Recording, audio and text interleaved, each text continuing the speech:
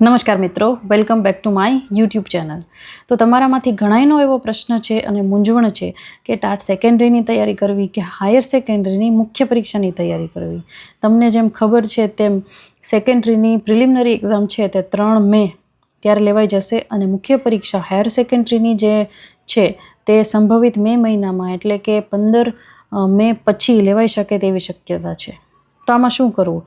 તો અમુક અહીં 1-2 પોઈન્ટ જોવા જેવા છે કે તમારો જે મેઇન વિષય છે, સાયન્સમાં કોઈને કેમેસ્ટ્રી, ફિઝિક્સ, બાયોલોજી છે, કોમર્સમાં છે, પછી આર્ટ્સમાં છે કે ઇંગ્લિશ છે કે ભૂગોળ છે કોઈને, તો આ રીતે તમે તમારા વિષય પ્રમાણે લાસ્ટ જે છેલ્લી ભરતી થઈ હતી હાયર સેકન્ડરીમાં કે સેકન્ડરીમાં, તો એ રીતે જગ્યા કેટલી નીકળી હતી, તમારી કેટેગરી વાઇઝ કેટલી જગ્યા હતી, કેટલા શિક્ષકોની ભરતી થઈ હતી, અને આ રીતનું જે આખું છે એ તમે જોઈ શકો છો અને તેનું એનાલિસિસ કરી અને તમે પછી નિર્ણય લઈ શકો છો કે મારે સેકન્ડરીની તૈયારી કરવી કે હાયર સેકન્ડરી મુખ્ય પરીક્ષાની તૈયારી કરવી. જો તમે હાયર સેકન્ડરીમાં 70થી ઉપર માર્ક્સ આવતા હોય તો એવો વિચાર આવે કે સેકન્ડરીની પણ એક્ઝામ આવે છે તો મારે શું કરવું, તો આ એક લાસ્ટ જે ભરતી હતી તેમાં તમારે જોઈ લેવું, તો તમને થોડુંક ક્લેરિટી આવશે માઇન્ડમાં. ઠીક છે.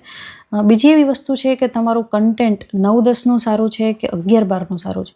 જો 11-12નું ખૂબ સારું હોય તો કન્ટેન્ટ મુખ્ય પરીક્ષામાં પણ પૂછાશે, તો પછી તમારે 11-12માં મુખ્ય પરીક્ષાની તૈયારી કરવી જોઈએ ઇફ તમારું કન્ટેન્ટ 11-12માં સારું હોય.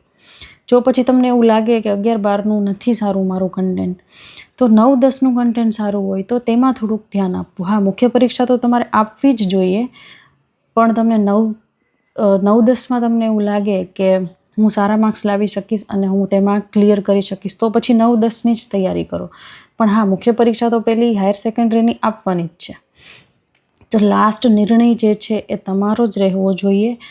હું તમને એમ કાંઈ કહી ન શકું, કેમ કે તમારી કેવી તૈયારી છે કે તમારી ભરતી કે તમારો વિષય પ્રમાણે જે કાંઈ પણ છે, તમારી કેટેગરી વાઇઝ કેટલી જગ્યા બહાર પડે છે અથવા તો પડી હતી લાસ્ટ ભરતીમાં, તો તે પ્રમાણે તમે જોઈ શકો છો. તમે તમારી રીતે નિર્ણય તમારે લેવાનો છે અને એક્ઝામ તો બધી આપવાની છે. સેકન્ડરીની પ્રાથમિક પરીક્ષા પણ આપજો, હાયર સેકન્ડરીમાં જો તમે કટ ઓફમાં આવી જાઓ તો મુખ્ય પરીક્ષા પણ આપજો, અને સેકન્ડરીની 9-10ની તૈયારી તમે કરતા હો તો સાથોસાથ 1-1.5 કલાક કાઢીને તમે લખવાની પણ પ્રેક્ટિસ કરો.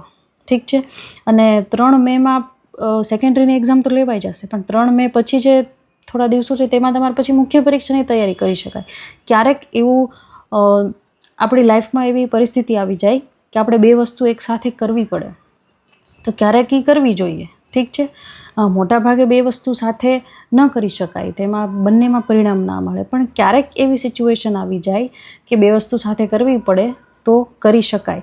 પણ એમાં છેલ્લે તમારી ઉપર, તમારું આયોજન કેવું છે, તમારું ટાઈમ ટેબલ કેવું છે, તમે ધ્યાન આપો છો કે નહીં, તમે કઈ રીતે તમારું કામ કરશો પ્લાનિંગથી, ક્લેરિટી સાથે.